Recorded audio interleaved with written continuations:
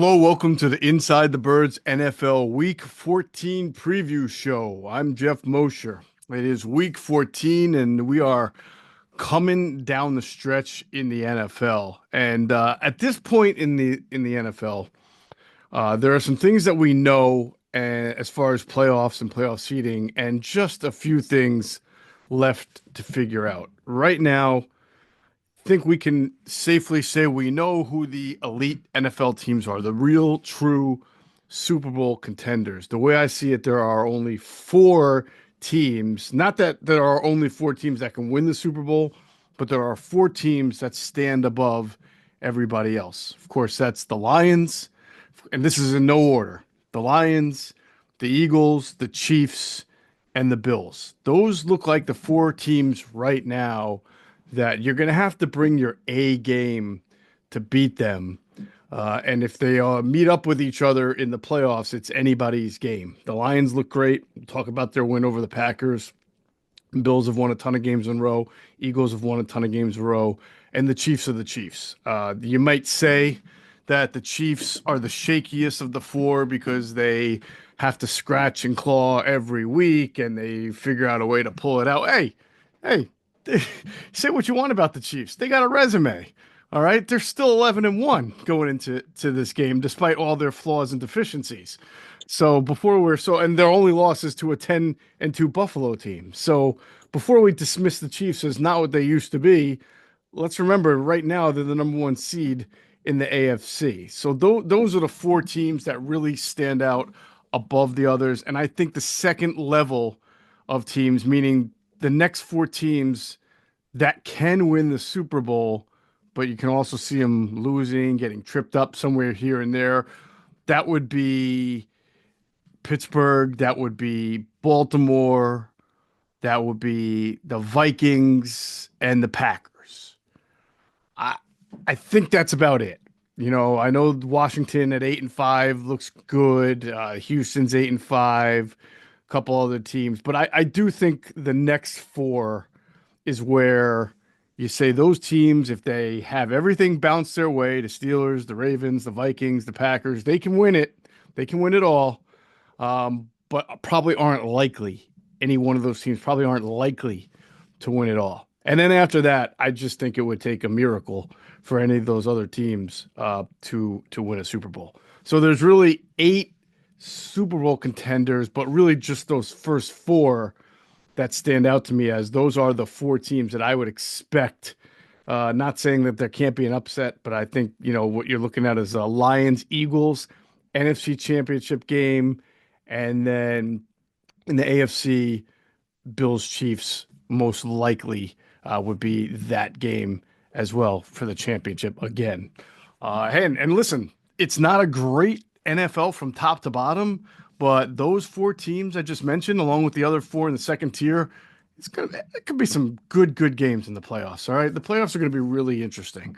The only thing left really to decide is who's going to win the NFC West and who's going to win the NFC South. The South between the Bucks and the Falcons, the West between any one of those 4 teams, with Seattle right now in the lead, but a lot of division games between all 4 of those teams left to play. That's really only it. And in the AFC, I think you're set with your 3 seeds. It looks like it's going to be the Chargers, looks like it's going to be the Broncos, and it looks like it will be the Ravens, of course. Can the Indianapolis Colts get in there? They're 6-7, so they're 2 games behind any one of those 3 teams I mentioned to get a 5, 6, or a 7.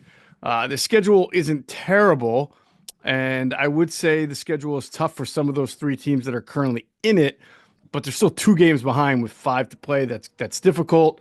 I think we can safely say the Dolphins are out of it. They lost last week. They got, it's just a bad loss for them in Green Bay, so they're pretty much done. And then the Bengals, they blew it.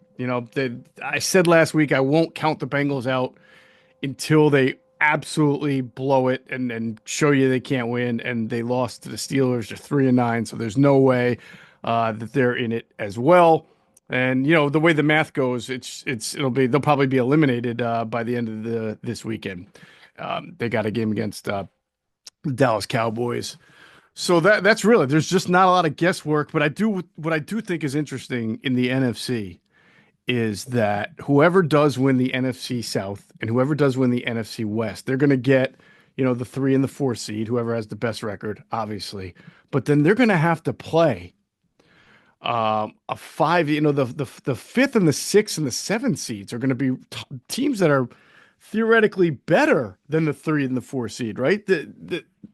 Let's just say the Seattle wins the NFC West. They get the 3rd seed. Let's say the Bucks win the NFC South. They get the 4th seed.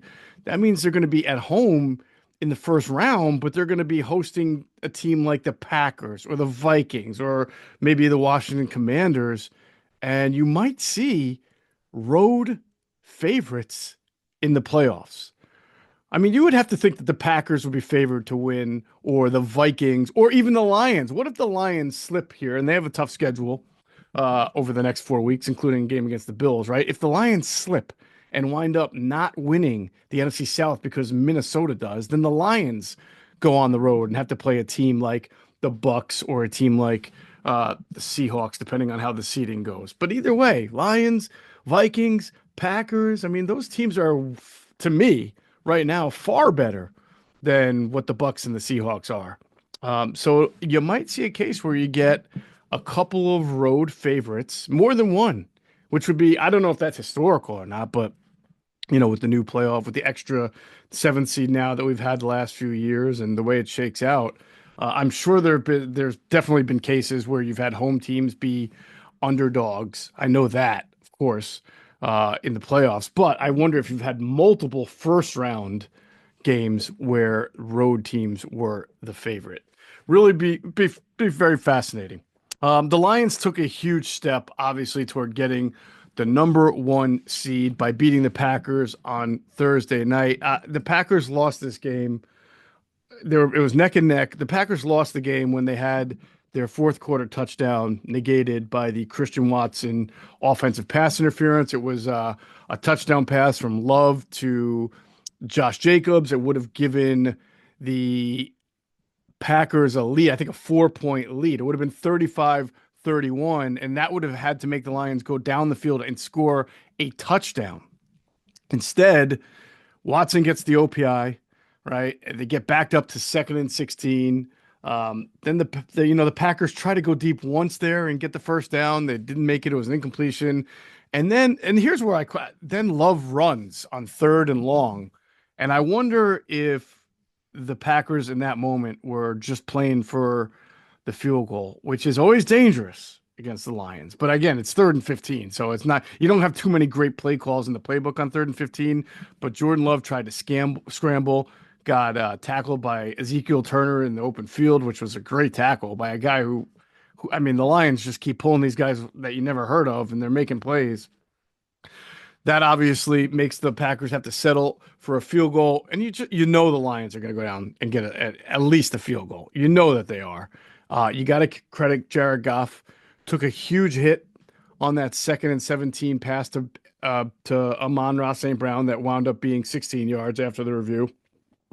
Then Goff slips on the handoff, and the funny thing is, in college, he would have been down because his knee was on the turf. So in college, that would have been down, and it would have been kind of like a sack. It would have been a loss of yards and a turnover on downs there. But it becomes a first down because he's able to still get the ball to Montgomery, and Montgomery powers ahead on 4th down, of course, and gets the first down, and that's it. They set up the field goal. Bing, bang, boom. Lions win, and they keep going. The Lions don't have, in my opinion, the best 53-man roster in the NFL, but they are the most complete team, especially on offense. They are, I don't want to call them indefensible, but they can hit you in so many different ways. You've heard me say this. They can run the ball with their running backs. They can pass the ball to their running backs. They can hit the middle of the field with St. Brown, with Laporta. They can go deep with Jamison Williams. They get an extra reliable set of hands now in Tim Patrick, who has stepped in there and done a great job. They are fantastic on the offensive line. Might be the best offensive line in the league. I know the Eagles are playing like they have the best one. It doesn't matter. They're great, and they give Goff time and credit Goff. He's playing well. He's playing tough. He's playing confidently. He had that one bad game with a bunch of interceptions that they still wind up winning, but he's been playing great. They get great coaching from Ben Johnson and Aaron Glenn. They remind me a little bit of the 2017 Eagles in that they get injury after injury after injury, but they're so strong in the trenches, so well coached, so in sync, such a good locker room, it appears, that they can overcome it. And it looks like right now that's the Lions. They look like the team of destiny. And as a friend pointed out to me, if you get the Lions versus the Bills in the Super Bowl, sort of two teams that still looking for their Super Bowl title, that would be a really nice storyline for the NFL. Not so much if you're an Eagles fan or a Packers fan or a Chiefs fan, but for the NFL, that would be a pretty amazing storyline. Now, it was very important that the Lions got that win because it put 3 games of separation between them and the Packers for the NFC North. So they've made it almost impossible for the Packers to now win the NFC North. So you're looking at Green Bay now getting a wild card. Now the Vikings are still there, and what an amazing division the NFC North is. Who saw that going into the year? The Vikings, it puts pressure on them at 10-2 to win their game against Atlanta, just to stay one game behind in both the division and the race for a top seed. Hard to believe, but the Vikings are still very much in it also, along with the Eagles, for a number 1 seed. They're just waiting. Both teams are just waiting for the Lions to slip. And I think a lot of people thought that would happen on Thanksgiving, or not Thanksgiving, on this past Thursday. It did not. But guess what? It doesn't get any easier for the Lions because they've got the Buffalo Bills up next. And then after that, they'll get the Bears, and then they go on the road to San Francisco, and then they'll finish the year at home against the Vikings. Listen, that's not easy. You know, the Bears are a division team for them. It's always a tough game. Of course, the Vikings going on the road to the Niners. The Niners might be healthier in a few weeks. You never know. And then, of course, their next game against Buffalo. Luckily for them, it is in Detroit. So we're going to be a really interesting playoff picture when it all gets sorted out to see those 3, 4, those 3 and 4 seeds, the division winners from the South and the West, and see how they're going to match up against those those seeded teams. Those wild card teams who will be traveling on the road, but most likely will be the favorites in those games. Like we said, on the other side, the AFC picture is pretty clear. You have Kansas City in the West. You get Houston in the AFC Central. We'll see what happens. It looks like the Steelers are going to close in here on the AFC North. And of course, the Bills, I think, won the AFC East about 11 weeks ago. So that is pretty much it. And I mentioned the 3 teams that are most likely going to be your wild cards: the Chargers, the Broncos, and the Ravens. Surprise, surprise, the Atlanta Falcons, lost to the Chargers last week. And if you heard me moan and groan about the Falcons, you're not surprised to see that the Chargers won that game despite not being very sound offensively.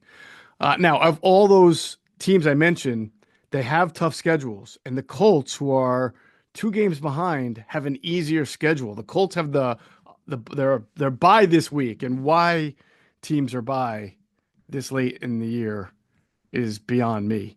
But that's the case. The Colts, the Broncos, the Ravens, the Texans, the Patriots, Commanders, a bunch of good teams there. Some of them are all bye this week. But the Colts will come out of the bye and have the Broncos, Titans, Giants, and Jags. All right, so the big game is going to be against the Broncos, who are trying to hold down one of those last wild card berths as well. If the Colts can come out of the bye, beat the Broncos, all right, and then get Titans, Giants, Jags, if they can win those 4 games, they get to 10 wins and maybe knock one of those 3 teams out. But that's going to be a very, very uphill climb for the Colts. Being 2 games out this late into the season, not easy. I mentioned the Chiefs. It's going to come down to scheduling for a lot of these teams, right? And a lot of good teams, like the Lions that I just mentioned, who have to still play the Bills, and they have to play the Vikings, right? A lot of good teams here who are jockeying for seeds have tough schedules. The Chiefs play the Chargers this week. Then they get the Texans, the Steelers, and the Broncos. That's three teams that right now are in the playoffs. So the Chiefs are going to end the year playing four straight teams that are right now not only have winning records, but are in the playoffs. And they're trying to cling to that number one seed over the Bills. It's not going to be easy for them. I could see the Chiefs losing another game, maybe even two.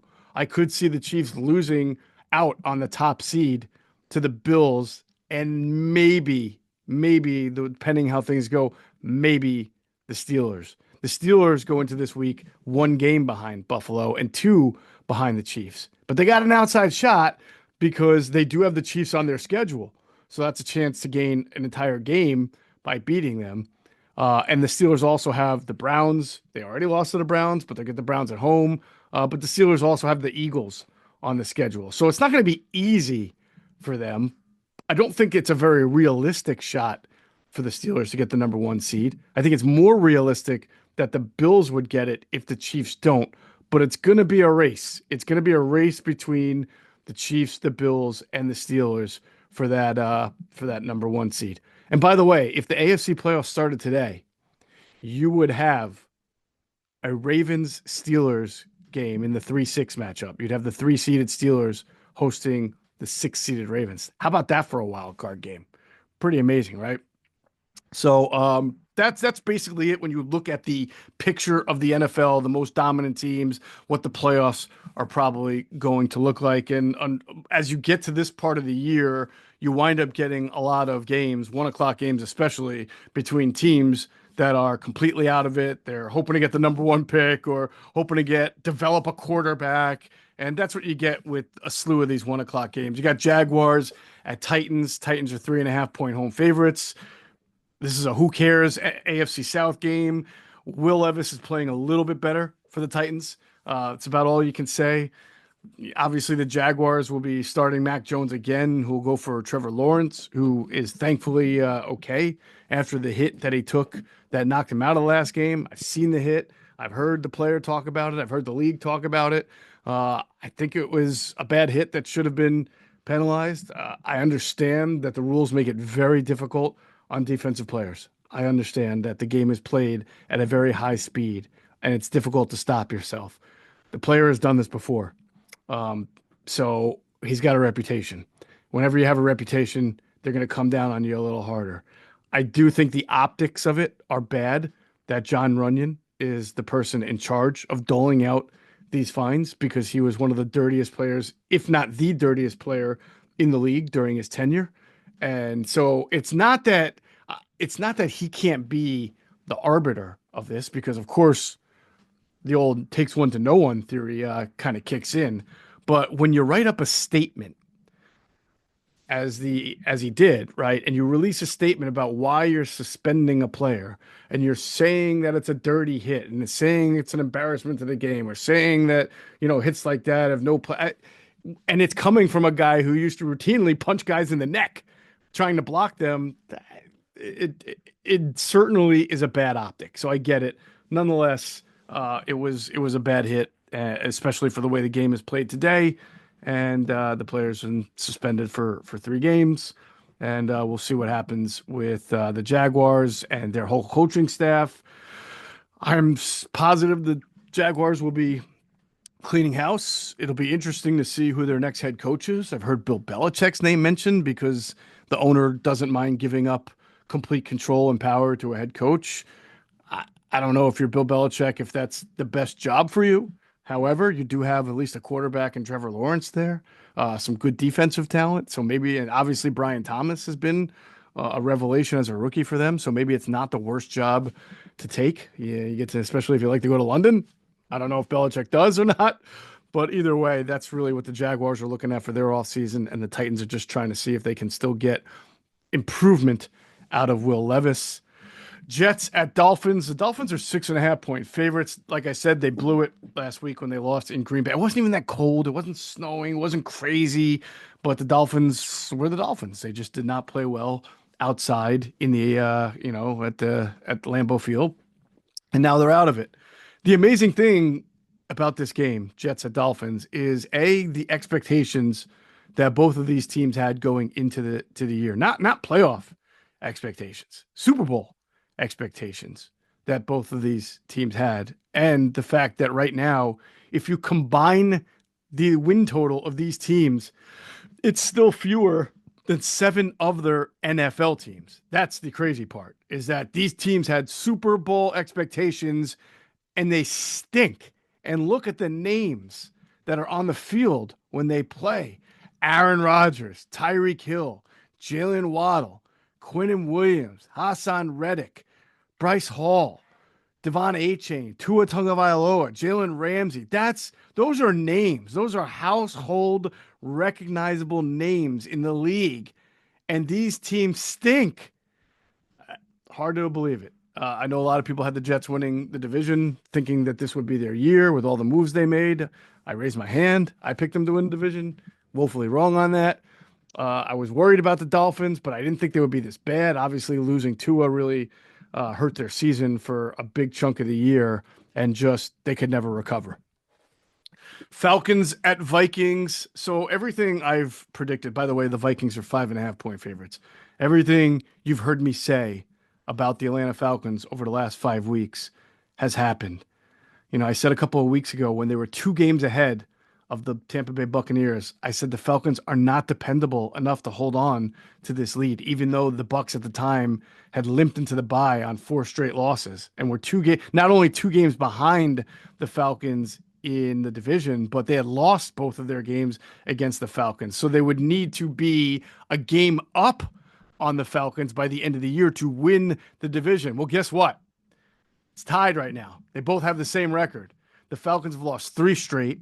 They've scored just 38 points in those last 3 games. And you have to wonder, if the Falcons continue to struggle this badly offensively, and they are in the game against the Vikings, but struggling. It's 13-10, it's 10-3, it's 7-6. Who knows, right? Do they go to Michael Penix? They drafted the guy 8th overall. He's supposed to be their next guy. I don't think they expected that Kirk Cousins. I think they expected Kirk Cousins might start off slow, but by December, really get his feet together and really understand what he was supposed to do in this offense for the Falcons. That has not happened. He's seemingly played worse. But the Falcons as a team aren't bad. They're getting a great running game out of Bijan Robinson and Algier, and they have a very good offensive line. And even though their defense can't hit a quarterback to save its life, they play good team defense. They're not a terrible defense. They're pretty good. They can keep you in this game. Certainly good enough to hold Sam Darnold and the Vikings offense in check a little bit. So at halftime, if you're struggling and Kirk Cousins has thrown 2 picks and he can't hit the broadside of a barn, do you go to Michael Penix to try to save your season? Try to win this division? Because if not, the Bucs are probably going to win it.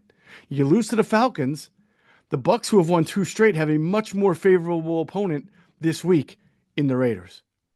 All right. Again, the Bucs need to be a game ahead in the win column against the Falcons because they lost both their games against them this year. But that can happen. Now, the Vikings are going to be motivated. First of all, as we mentioned, they're trying to get the number 1 seed. They're still trying to win the NFC North. All right. They're only a game behind the Lions. Now they have to keep pace because the Lions won. Second of all, they don't want a struggling Kirk Cousins to come into Minnesota and get some kind of revenge win. They don't want Cousins coming back to beat them. So the Vikings are going to be smelling blood here. They know the Falcons are vulnerable. They know they're a game behind, and they got to win to keep pace. It's going to be very tough for the Falcons to go in this atmosphere. And you just wonder if the coaching staff is starting to look at Michael Penix, wondering if maybe a little bit of a youth infusion does something for the offense. Saints at Giants, and by the way, that's clearly the best 1:00 game that you're going to get this week. Saints are in MetLife Stadium to play the Giants. The Saints are 5-point favorites. You know, they got their boost when they fired Dennis Allen and named Darren Rizzi their head coach. I've talked about Rizzi here, their interim head coach, I should say. I've talked about him, well-respected, well-liked coach around the league. They lost at home last week, though, to a very inconsistent Rams team. I get that the Rams are the better team, and I would have been really impressed if the Saints won that game. And it was close. I think it was 21-14, but they didn't win the game. And so you lose a little bit of your sizzle. Now you go at MetLife Stadium. Looks like the Giants are going to go with Drew Lock again. I guess Tommy Cutlett's not healthy enough to play. The Giants are going to play to win, but they don't want to win. They want that number one pick. So again, players play to win. You will see them play hard. You'll see them do what they have to do to try to win the game. But if you shot up everybody in the organization with truth serum, they would love to lose it and get one step closer to that number one pick because they need a quarterback. Panthers at Eagles, we'll obviously cover that on the pregame show. Myself, Adam Kaplan, Greg Cosell. I'll just tell you, 12.5-point favorites sounds normal, sounds fair, sounds realistic that the Eagles are at home against this Panthers team. But the Panthers have covered at least 4 straight weeks because they won 2 weeks for 2 weeks straight in games that they weren't favored to win. And then they took the Chiefs down to the wire 2 weeks ago before losing on a field goal on the last second. And then somehow blew it against the Bucs, even though they had the lead with, I think, 30 seconds left to go in that game last week, but somehow blew it, but still covered. So the Panthers are playing better. They're not great, not even good. They're playing better. And if you're thinking on putting your money on the Eagles to cover the 12.5, just know that the Panthers have been pretty good at defeating the spread over the last few weeks. Browns at Steelers. Steelers are 6.5-point favorites, and this will be a revenge game for the Steelers, who, again, are still trying to win the AFC North, still trying to get that shot at getting a number 1 or a number 2 seed in the AFC playoffs. They lost to the Browns 2 weeks ago, despite having more yards than the Browns, despite the Browns going 1 for 10 on third down, and despite the Browns turning the ball over 3 times. So somehow, we all saw it, the snow was coming down, the big flake. Somehow the Browns figured out a way to win that game, and Jameis Winston was the hero, and since then, not so much. The Steelers dominated that game in every sense of the word, but on the stat sheet, but lost 24-19. They aren't going to lose at home, not with everything at stake. They can probably count on 2 or 3 turnovers by Winston in this game alone, and this time they will make the Browns pay. Raiders at Bucs. I mentioned this game. Bucs are 6.5-point favorites. This is the game the Bucs have to win. It's a game the Bucs should win.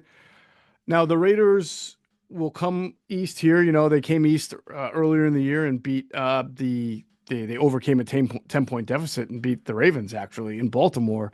It looks like Aiden O'Connell is going to try. I know that he missed practice. He had an illness. If he plays, he's got a strong arm. He can throw the ball. Probably, I don't know how many people have seen the Raiders and watched Aiden O'Connell. I'm not telling you he's, Josh Allen or Patrick Mahomes, but I'm telling you he's got a strong arm and can throw the ball. He could at Purdue. Brock Bowers has established himself already as a premier tight end in this league. If anything, the Raiders can find solace in this lost season is they got an absolute steal in the draft, getting Bowers where they got him, because Bowers is a playmaker. And they're going to throw him the ball as much as they possibly can against a Bucs defense that you can get yards on. You can get yards on this Bucs defense.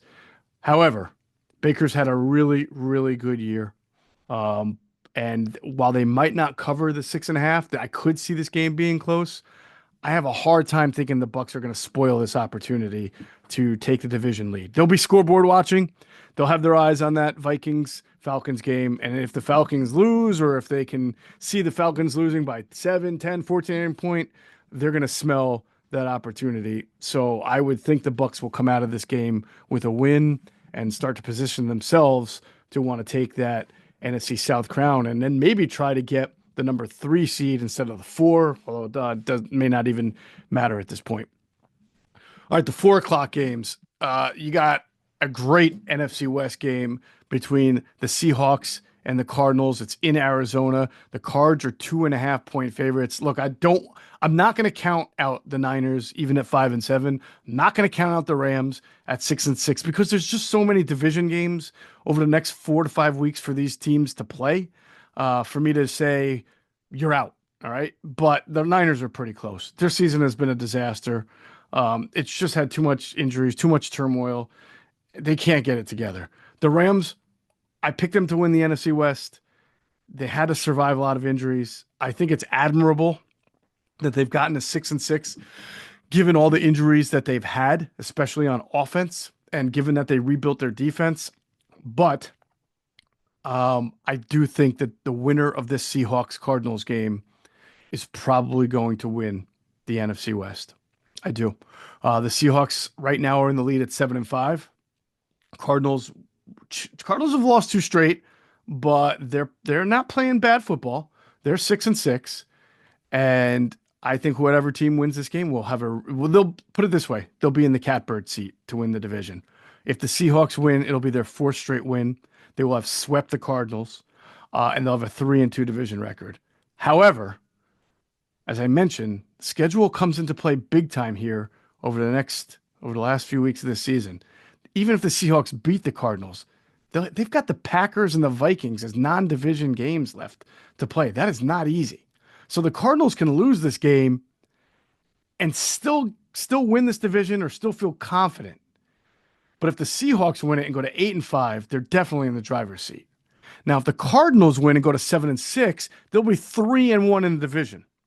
And they've got the Patriots and the Panthers left on the schedule. So the Cardinals have an easier schedule than the Seahawks, which is why if they win this game, I'll think they're in the driver's seat for the division.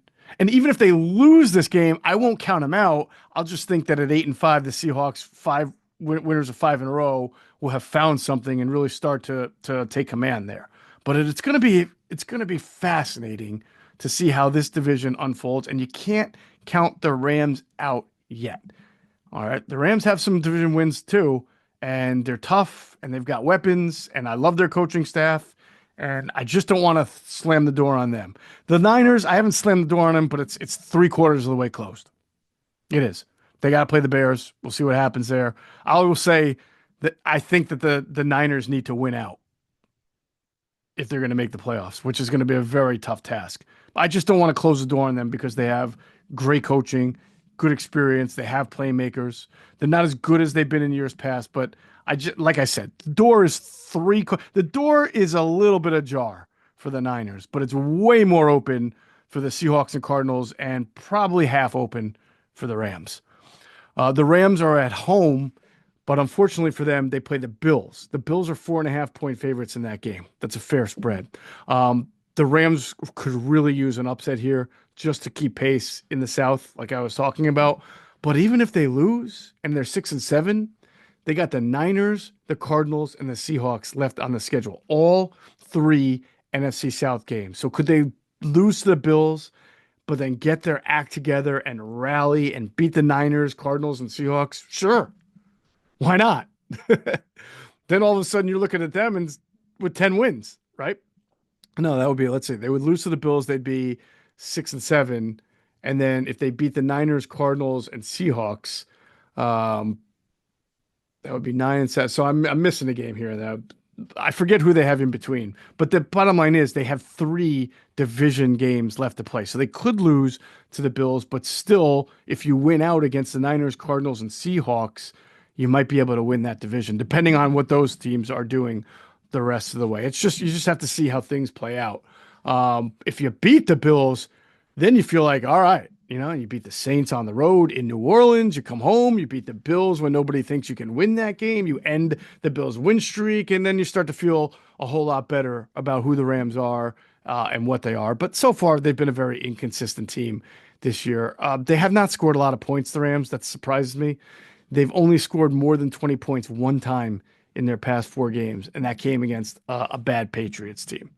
And of course, the Bills will be motivated. They're trying to get the number 1 seed. They're trying to keep their streak alive. Josh Allen trying to win an MVP. They're trying to be the AFC's version here of the Lions, the sort of the team of destiny for the AFC. I mentioned that the 49ers are home. They've got the Bears. 49ers are 4-point favorites. It's now or never.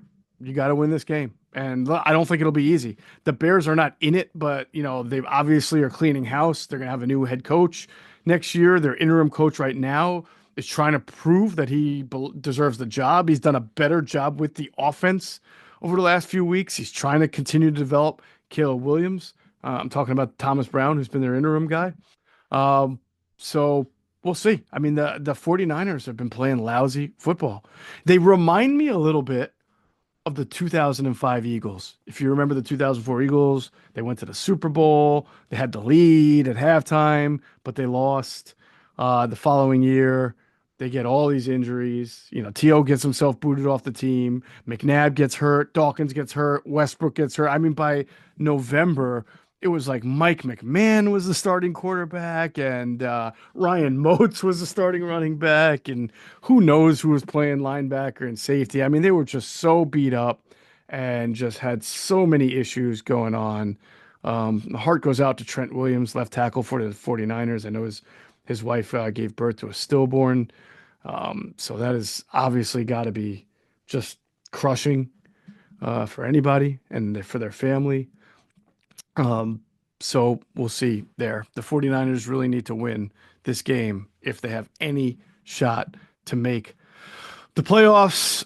The Bears, meanwhile, if Ben Johnson, the Lions offensive coordinator, does not want the Bears head coaching job for whatever reason, and he should be the number one candidate, they should, as soon as the Lions' last game of the year, whether it's the playoffs, the Super Bowl, whatever, the entire Bears front office ownership, they should drive over to Ben Johnson's house with Brinks trucks and whatever it is that Ben Johnson likes. When Nick Sirianni wanted Jason Kelsey to come back, he would send him like a couple of cases of beer, right? Don't retire. Here's a couple of cases of beer to lure you back. Whatever it is Ben Johnson likes in life, the Bears should already know it and have it ready, along with the Brinks truck, to be able to make him their next head coach.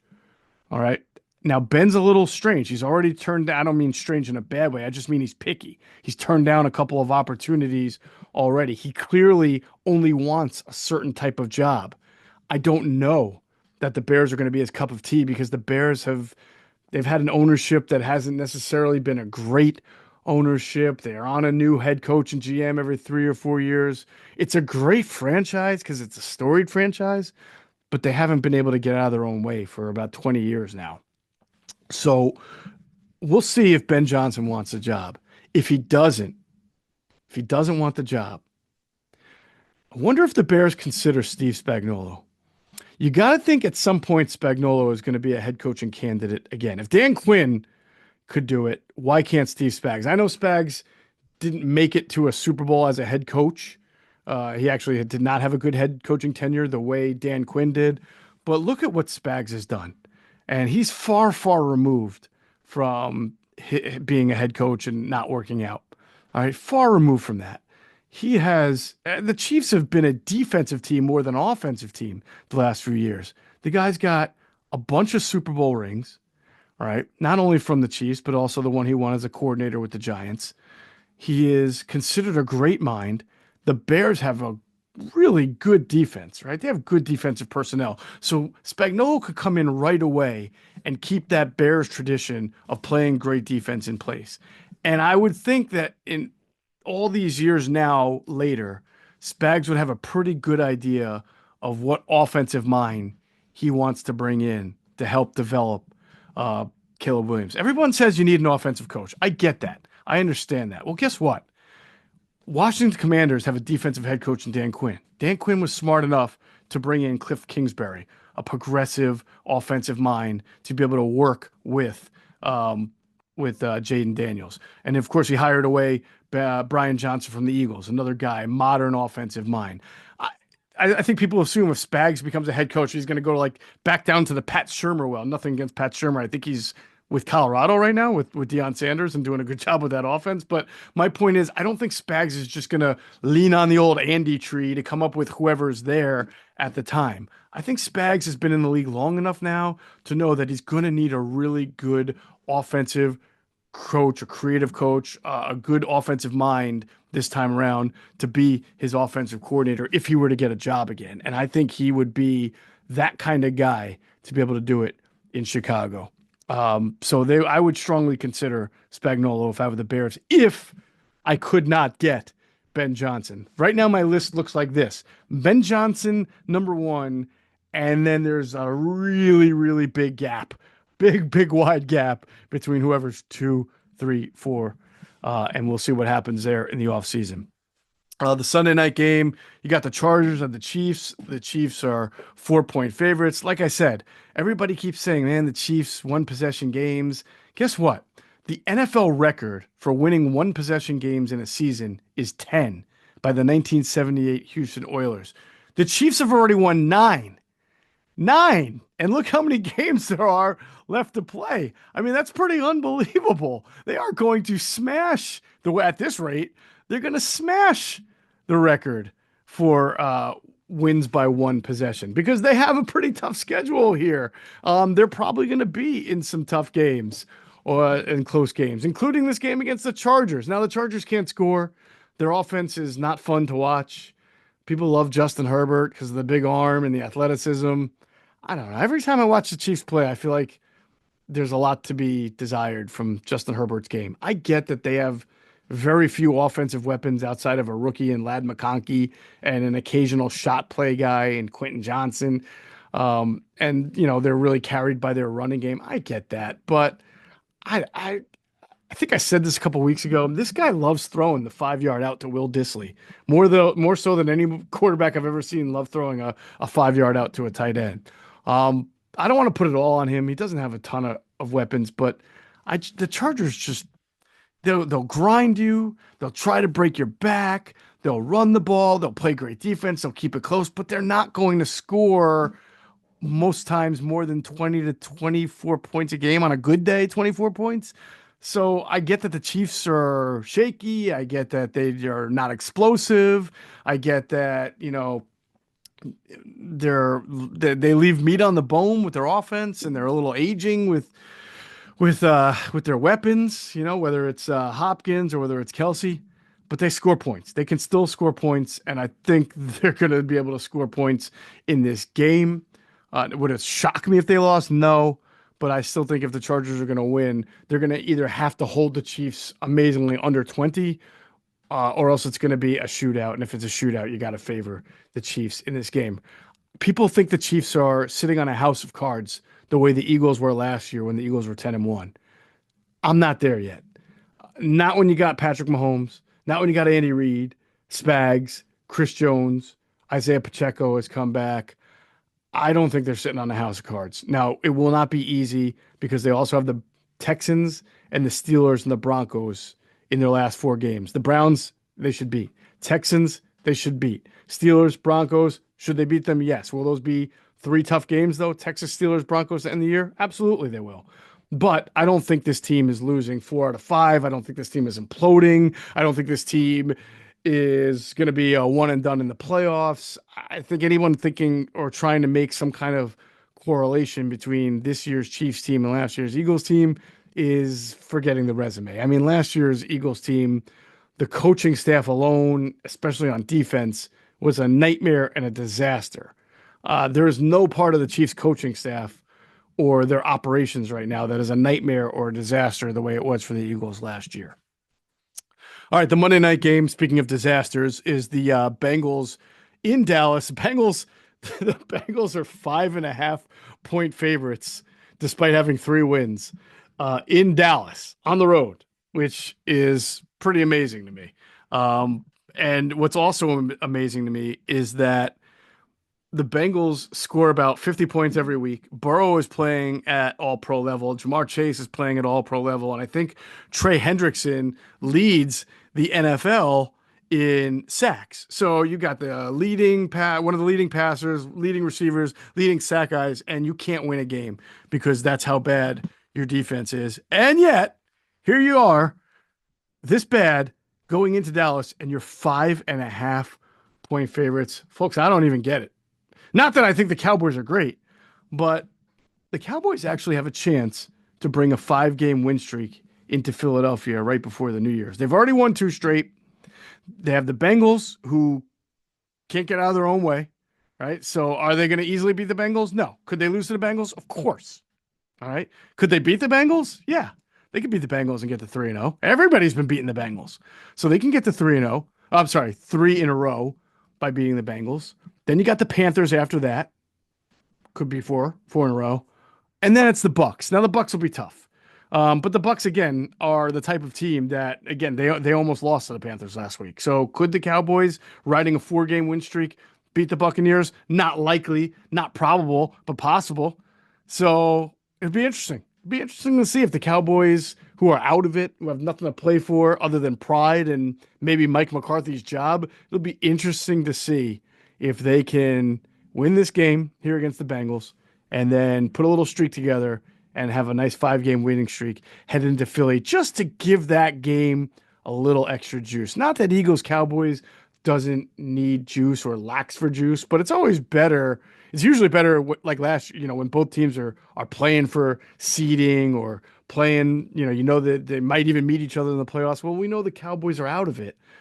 So what could make this game fun? Well, what could make this game fun is if the Cowboys are riding a 5-game win streak and feel like playing spoiler against their division rivals. And that would make it fun for Eagles fans too.